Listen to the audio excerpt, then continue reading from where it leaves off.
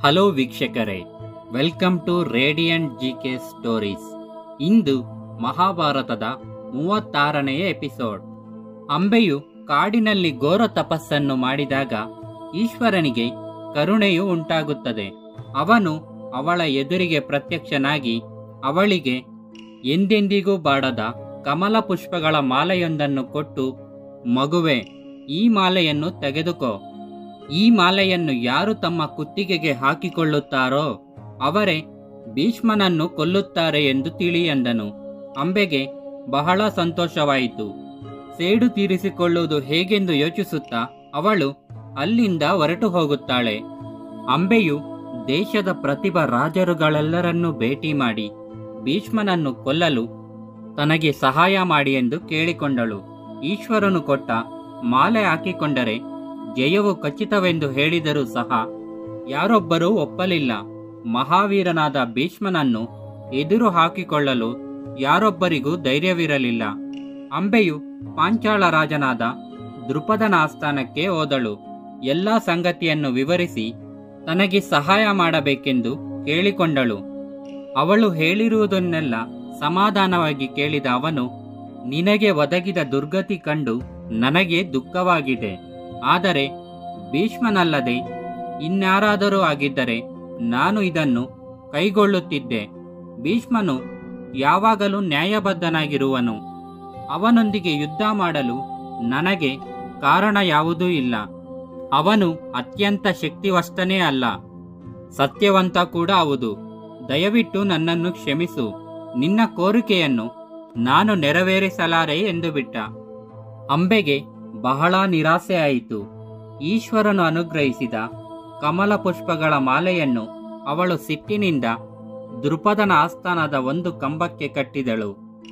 ಇದ್ದಕ್ಕಿದ್ದಂತೆ ಅಂಬೆ ಮಾಡಿದ ಈ ಕೆಲಸದಿಂದ ದೃಪದನು ಸುಮ್ಮನಾಗಿದ್ದನು. ಪ್ರತಿಯೊಬ್ಬರಿಗೂ ಭೀಷ್ಮನೆಂದರೆ ಭಯ. ಕೋಪದಿಂದಿದ್ದ ಅಂಬೆ ಮಾಲೆಯನ್ನು ಅಲ್ಲೇ ಬಿಟ್ಟು ಸಭಾತ್ಯಾಗ ಮಾಡಿದಳು.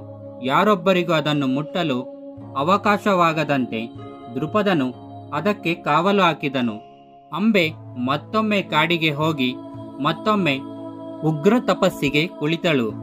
ಅವಳ ಹೃದಯದಲ್ಲಿ ಭೀಷ್ಮನ ಮೇಲಿನ ದ್ವೇಷ ಸೇಡುಗಳಲ್ಲದೆ ಇನ್ನು ಯಾವ ಭಾವಕ್ಕೂ ಅವಕಾಶವಿರಲಿಲ್ಲ. ಭೀಷ್ಮನು ಸಾಯುವುದು ನೋಡಬೇಕೆನ್ನುವುದಲ್ಲದೆ ಅವಳಿಗೆ ಇನ್ಯಾವ ಆಸೆಯೂ ಇರಲಿಲ್ಲ.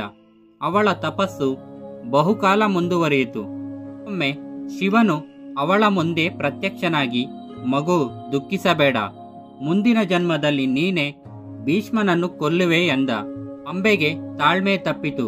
ಅವಳೆಂದಳು, ಮುಂದಿನ ಜನ್ಮದಲ್ಲಿ ಈ ದ್ವೇಷ ಜ್ಞಾಪಕದಲ್ಲಿರುವುದಿಲ್ಲ. ನಾನು ಅವನನ್ನು ಕೊಲ್ಲಬಹುದೇ? ಆದರೆ ಸೇಡು ತೀರಿಸಿಕೊಂಡ ತೃಪ್ತಿ ನನಗಿರುವುದಿಲ್ಲ. ಅವನನ್ನು ನಾನು ಈಗಲೇ ಕೊಲ್ಲಬೇಕು. ಶಂಕರನು ನಕ್ಕು, ಹೆದರಬೇಡ. ಈ ಜನ್ಮದ ಪ್ರತಿಯೊಂದು ಘಟನೆಯನ್ನು ನೀನು ಮುಂದಿನ ಜನ್ಮದಲ್ಲಿ ನೆನಪಿನಲ್ಲಿಡುವೆ. ಪಾಂಚಾಳ ರಾಜ ದೃಪದನ ಮಗಳಾಗಿ ಹುಟ್ಟುವೆ. ಮೊದಲು ಹೆಣ್ಣಾಗಿದ್ದು ಅನಂತರ ಪುರುಷನಾಗುವೆ. ನೀನು ಖಂಡಿತವಾಗಿಯೂ ನಿನ್ನ ಶತ್ರು ಭೀಷ್ಮನನ್ನು ಕೊಂದು ಸೇಡು ತೀರಿಸಿಕೊಳ್ಳುವೆ ಎಂದು ನಾನು ಭರವಸೆ ಕೊಡುತ್ತೇನೆ ಎಂದು ಹೇಳುತ್ತಾನೆ. ಅಂಬೆ ದೊಡ್ಡದೊಂದು ಚಿತೆಯನ್ನೇರ್ಪಡಿಸಿಕೊಂಡು ಉರಿಯುತ್ತಿರುವ ಅದರಲ್ಲಿ ಹಾರಿ ದೇಹತ್ಯಾಗ ಮಾಡಿದಳು.